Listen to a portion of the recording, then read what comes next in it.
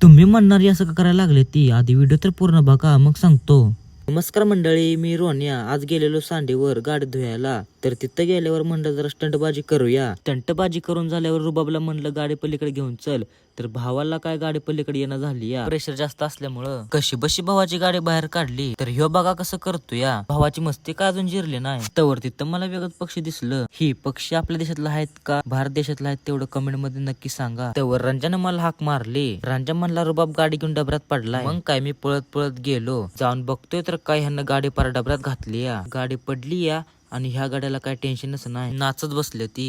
मग काय मी ग बसतोय. मोबाईल सेट केला आणि मी पण यांच्यावर नाचत बसलो.